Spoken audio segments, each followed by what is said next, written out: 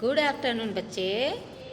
વિષય ગુજરાતી, કક્ષા 7, ધોરણ 7, पाठ 7, गढ़वैया कविता. तो आज हम गुजराती सब्जेक्ट में क्लास 7 में लेसन नंबर 7 गढ़वैया कविता सुनेंगे, समझेंगे, फिर उसके क्वेश्चन आंसर भी लिखेंगे.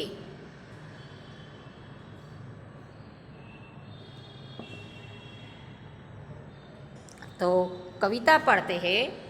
अमे सौ एक माताना छैया, अमे भड़ भारतना गढ़वैया, जे माटीनो तेह गळायो, जेना पीधा पाणी, जेने गौ स्वस्मरणे जागे, भावोनी सरवाणी.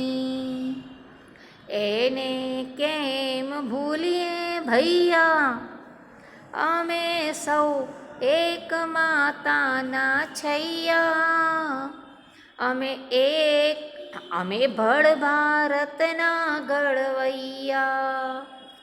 ना कोनु दिल रहे उगाड़ू, ना को भूख्यू पोढ़े, ऊंच नीच ना भेद टाड़सू, झूलसू प्रेम ही डोड़े.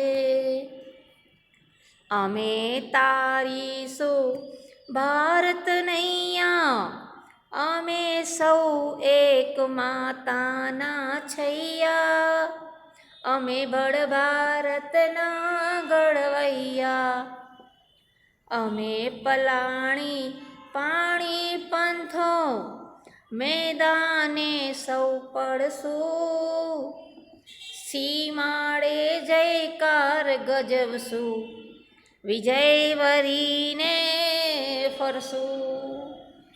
अमे मद दरियाना खेवैया, अमे सौ एक माताना छैया, अमे भड़ भारतना गढ़वैया. तो देखो कितनी सुंदर कविता है, बाल मुकुंद दवे ने लिखी है. अमे सौ एक माताना छैया, अमे भड़ भारतना गढ़वैया. छैया मतलब छोकरा होता है, मतलब हम एक माता के सब बच्चे हैं. हमें भारत के बच्चे हैं, हम उसके भारत को गढ़ने वाले, मतलब जो गढ़ते हैं, जो उसको आकार देते हैं, वो है हम सौ एक माता ना छैया. हम भारत माता के बच्चे हैं, हम भारत के गढ़वैये हैं. जे माटी नो देह गढ़ायो, भारत की मिट्टी से हमारा देह का आकार हुआ है, जहाँ का हमने पानी पिया है, जेने गौ स्वस्मरणे जागे, भावोनी सरवाणी. मतलब भारत इंडिया एक ऐसा देश है जहाँ गौ माता जैसी भी उनके नाम लेने से भी अपने भावों में एकदम से पूज्यता आ जाती है. वैसे हम है और हमारे दिल में प्रेम का झरना फूटता है. मतलब हम ऐसे नहीं है कि मारो काटो ख़त्म करो, वैसे नहीं है. हम एक भाविक है, हमारे प्रेम का झरना बसता है, वो बहता भी है और एक दूसरे को प्रेम करते हैं. एने केम भूलिए भैया, मतलब हम सब भाई भाई है, हम एक दूसरे को भाईचारा रखते हैं. अमे सौ एक माता ना छैया, मतलब हम भारत माता के बच्चे हैं, हमें भारत के गढ़वैये हैं. कभी किसी का दिल दुखाते नहीं हैं और कोईनु दिल रहे उघाड़ू, ना कोईनु दिल रहे उघाड़ू. मतलब किसी को भी कपड़े न मिले, उसका तन ढका न हो, उसका शरीर ढका न हो, ऐसा हम सोचेंगे नहीं. और दूसरी बात ये कि न कोई भूख्यू पोढ़े, मतलब भगवान अपने को भूखा उठाता है, पर भगवान या तो भारत के लोगों में इतनी उदारता है कि वो कभी किसी को भूखा सुलाते नहीं हैं और न ही कोई उच्च नीच का भेद करता है। हम भेद अगर कोई करता भी है तो हम उसको टाड़ेंगे, मतलब उनको हम नहीं होने देंगे। और हम सब एक प्रेम के झूले में झूलेंगे, प्रेम के हिंडोले में हिचका जैसा झूलेंगे। हमें तारीसु भारत नैया, मतलब भारत के जो भी क्वेश्चन है, भारत में जो भी आएंगे, मतलब उसमें जो भी मुसीबतें आएंगी उसको हम क्या करेंगे, उसका सामना करेंगे। हम तारीसु भारत नैया,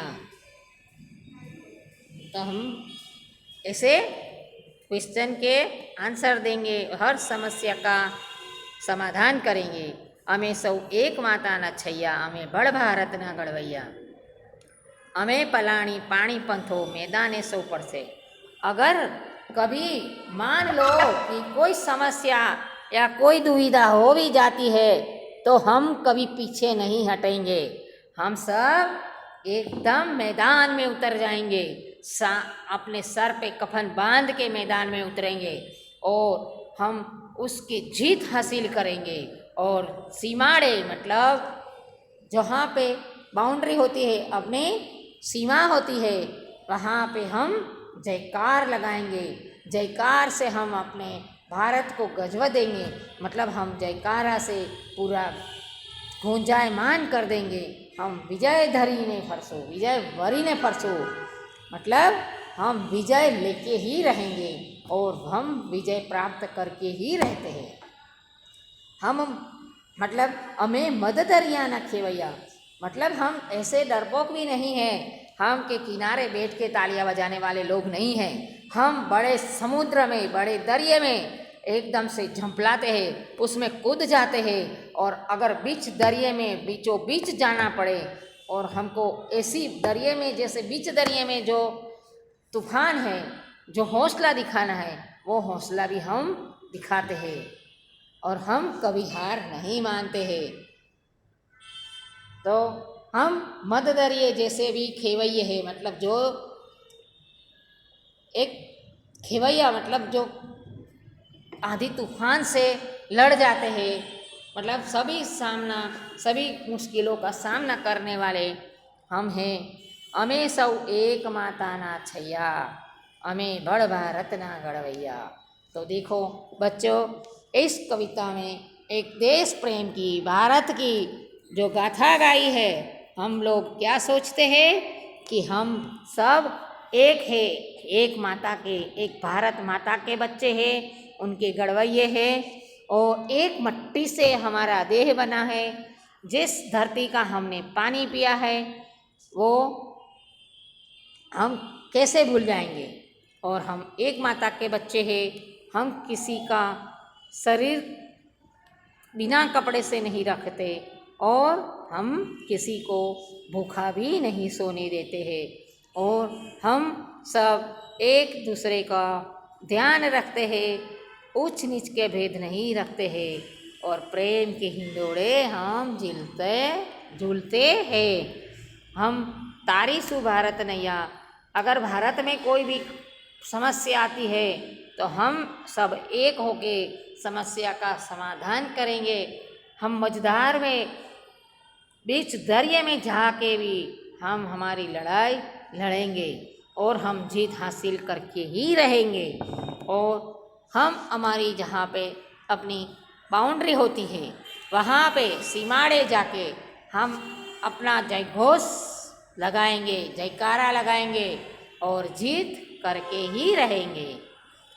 तो संतान मतलब चिल्ड्रन होते हैं, बच्चे होते हैं, छैया मतलब छोकरा होता है, वीर मतलब ब्रेव, सर्वाणी मतलब झरनू,